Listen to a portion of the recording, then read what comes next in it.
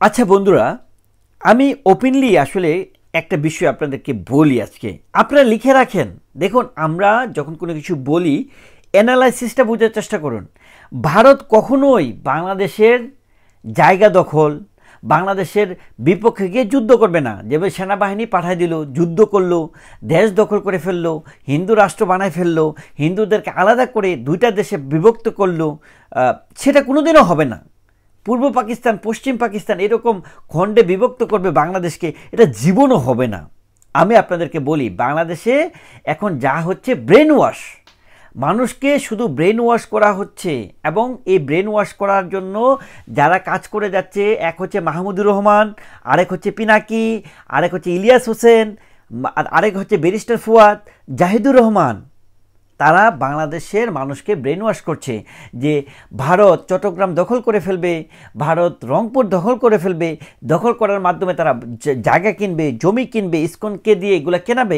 এই যে প্রচার প্রসার এবং মানুষের ব্রেন ওয়াশ করছে, মানুষকে উস্কিয়ে দিচ্ছে, এইগুলা শুধু উস্কানি। ভারত জীবনেও, ইন্ডিয়ার জীবনও এগুলো নিয়ে কোনো দিন ভাবেই নাই। আমি আপনাদেরকে বলছি, এগুলা যারা বলছে এগুলো হচ্ছে যে নিছক ভারত বিরোধী একটা এনভায়রনমেন্ট ক্রিয়েট করা ছাড়া আর কিছুই নয়। দেখুন, আপনি একটা জিনিস বোঝার চেষ্টা করুন, যখন আপনার দুই দেশের বর্ডার এত বৃহৎ একটা বর্ডার, তখন যে রাষ্ট্রটা একটু শক্তিশালী রাষ্ট্র হয়, তখন দেখা যায় যে দেখুন, আমেরিকার অবস্থান চিন্তা করুন, ইসরায়েলের অবস্থান চিন্তা করুন, রাশিয়ার অবস্থান চিন্তা করুন, চায়নার অবস্থা চিন্তা করুন। যে দেশই একটু শক্তিশালী হয় তারা কিন্তু একটু প্রভাব খাটানোর চেষ্টা করে বা নিজেদেরকে একটু জাহির করার চেষ্টা করে যে আমরা শক্তিশালী, আমরা এগিয়ে আছি, এই ধরনের জাহির করে বা নিজেদেরকে একটু বলবান হিসেবে দেখতে চাই। এটা কিন্তু স্বাভাবিক। আজকে যদি মনে করেন যে বাংলাদেশটাকে, আপনি চিন্তা করেন যে বাংলাদেশের অবস্থান যদি ইন্ডিয়ার মতো হতো, যে বিশ্বের 5 নম্বর অর্থনীতিতে দেশে যদি বাংলাদেশ যদি থাকতো, তাহলে বাংলাদেশের ভাষণগুলোও কিন্তু আরও তীব্র হতো। ইন্ডিয়া যেরকম ভাষণ দেয় তাদের অবস্থান নিয়ে, তার থেকে আরও বেশি তীব্র হতো বাংলাদেশের অবস্থান। সেটাকে আপনি বিশ্বাস করেন? এবং আজকে বাংলাদেশের সামরিক শক্তি যদি ইন্ডিয়ার অবস্থানে থাকতো, আর ইন্ডিয়ার অবস্থান যদি বাংলাদেশের মতো হতো, তাহলে তো মনে করেন যে ইন্ডিয়ার গণায় কি, ইন্ডিয়ার প্রতিনিয়ত ঈদ দিয়ে নিক্ষেপ করতো। এটাকে আপনি বিশ্বাস করেন? বাংলাদেশের যে মেন্টালিটি, বাংলাদেশের জিহাদিদের যে মেন্টালিটি, মৌলবাদদের যে মেন্টালিটি, হিজবুতিদের যে মেন্টালিটি, একদিনও তারা ভারতকে শান্তিতে থাকতে দিল না, হলে একদিনও দিত না তারা। এটা হচ্ছে বাস্তবতা। আপনি বাস্তবতাটাকে বোঝার চেষ্টা করুন যে ভারত কখনোই কোনোদিনও তারা আপনার মনে করেন যে যুদ্ধ করে দখল করে ফেলবে, তা হয় না। দেখেন, খেয়াল করে দেখেন যে পাকিস্তান ইন্ডিয়ার সাথে যুদ্ধ ঘোষণা করে দিল। কি হলো?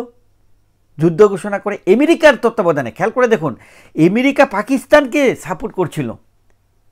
মাঝখান দিয়ে কী হলো? রাশিয়া এসে যখন নিরপেক্ষ একটা ভূমিকায় দাঁড়ালেন ইন্ডিয়ার সাথে, তখন দেখা গেল কি পাকিস্তান এবং আমেরিকা হটে গেলেন। এবং খেয়াল করে দেখুন যে পাকিস্তানের অবস্থাটা খেয়াল করে দেখুন যে পাকিস্তান কতটুকু তাদের সামর্থ্য, সে সামর্থ্য নিয়েই যুদ্ধ ঘোষণা করে দেয় ইন্ডিয়ার বিপক্ষে। তো ইন্ডিয়া কি কখনো পাকিস্তানের যুদ্ধ ঘোষণা করতে দেখেছেন? দেখেননি। এত জটিলতার পরেও কি কখনো দেখেছেন সেটা? না।